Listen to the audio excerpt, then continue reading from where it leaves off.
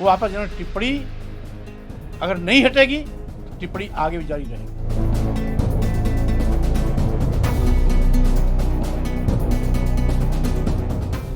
कभी राम के नाम पर देश में होती राजनीति राम मंदिर के निर्माण होने के साथ थम गई, तो अब देश में राजनीतिक दलों के बीच रामचरितमानस को लेकर एक अजीब सी बहस छिड़ती दिखाई दे रही है। राम को मानने वाले नेता भी जब रामचरितमानस को लेकर विवादित बयान देते हैं तो लोग उनकी घटिया मानसिकता को लेकर सवाल खड़े करते हैं।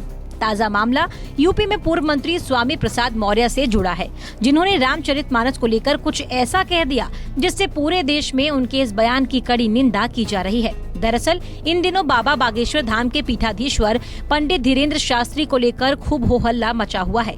देश में अलग अलग जगहों पर उनका विरोध करने वाले लोगों के खिलाफ उनके समर्थक रोड पर उतर आए हैं। इसी बीच रामचरितमानस को लेकर सपा नेता और एमएलसी स्वामी प्रसाद मौर्य ने रामचरितमानस को बकवास बताया।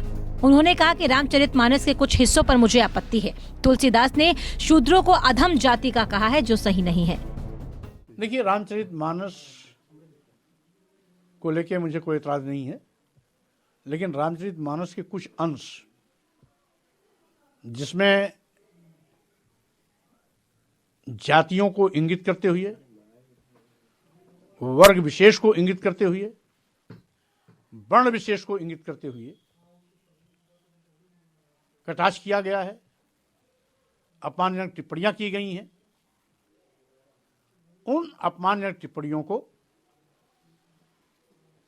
प्रतिबंधित किया जाना चाहिए, ये हमारी मांग है।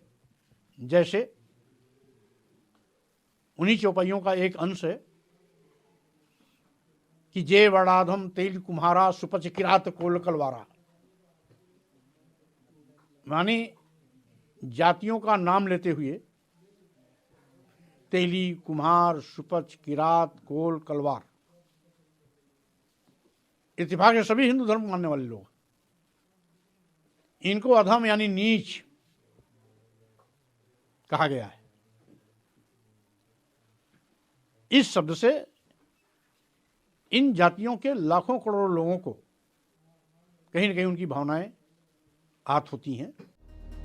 सपा नेता के बयान का चौतरफा विरोध। सपा नेता स्वामी प्रसाद मौर्य की ओर रामचरितमानस पर दिए गए विवादित बयान के बाद उत्तर प्रदेश में भाजपा नेताओं ने उनका विरोध किया। उत्तर प्रदेश सरकार में परिवहन मंत्री दयाशंकर सिंह ने स्वामी प्रसाद मौर्य के बयान की वजह उनका डिप्रेशन बताया। उन्होंने कहा कि सरकार से बाहर होकर स्वामी प्रसाद मौर्य चर्चा में आने के लिए फालतू की बयानबाजी कर रहे हैं। एक एक चौपाई 500 वर्षों के बाद भी सार्थक है और आज भी समाज के हर वर्ग, हर व्यक्ति आज भी तुलसीदास जी की चौपाई को आज महसूस करता है कि आज हमारे बीच में कहीं न कहीं ये सब घटनाएं घटित हो रही हैं।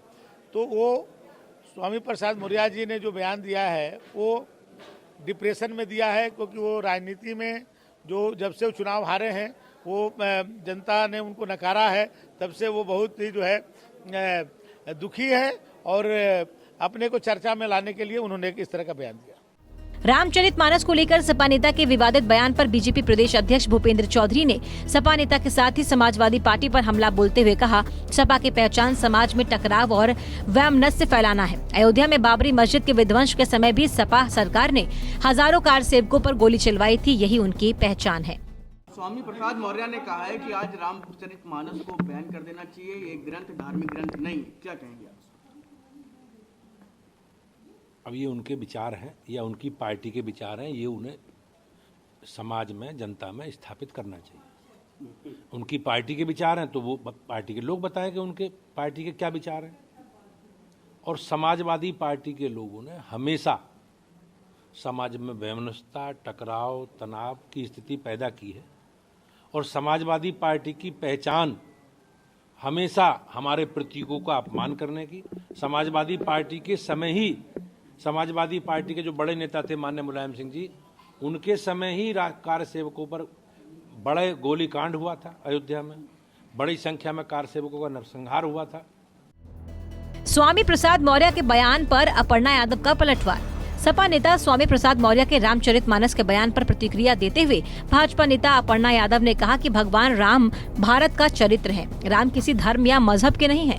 प्रभु श्री राम शांति का प्रतीक हैं। उन्होंने तो शबरी के झूठे बेर खाकर सतयुग में उदाहरण पेश किया है। सपा नेता ने भगवान श्री राम के रामचरितमानस पर इस तरह की टिप्पणी कर खुद के चरित्र का चित्रण किया।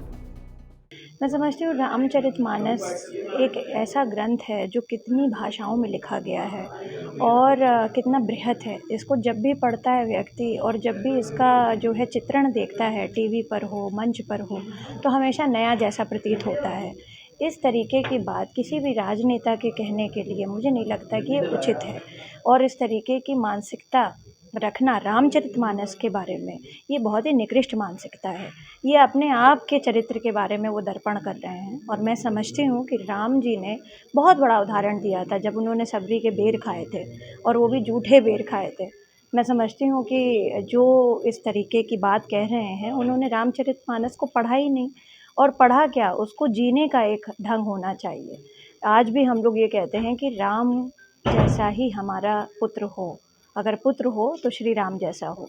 तो इस तरीके की बात कहना प्रभु के बारे में ये अच्छी बात नहीं है। और राम भारत का चरित्र है, राम सब धर्मों का है। राम की बृहत्ता के बारे में बड़े बड़े लोगों ने कहा है।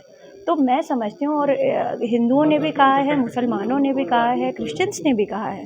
तो राम एक चरित्र का बात है।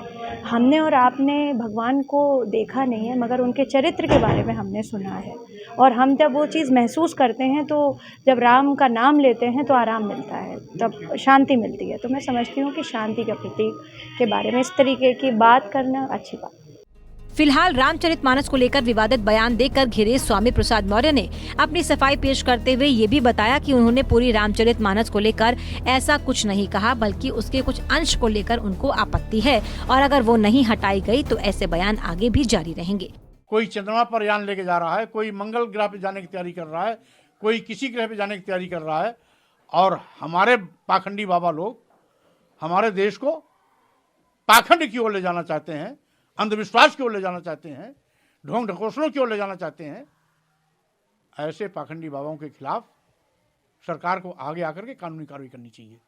हमने रामचरितमानस पर कोई टिप्पणी की नहीं, हमने तो आपत्तिजनक शब्दों पर टिप्पणी की है। वो आपत्तिजनक टिप्पणी अगर नहीं हटेगी तो टिप्पणी आगे भी जारी रहेगी। Bureau report, Punjab Kesari TV. हमसे जुड़े रहने के लिए हमारे YouTube चैनल को सब्सक्राइब करें और नई वीडियो की नोटिफिकेशन के लिए बेल आइकॉन को दबाएं।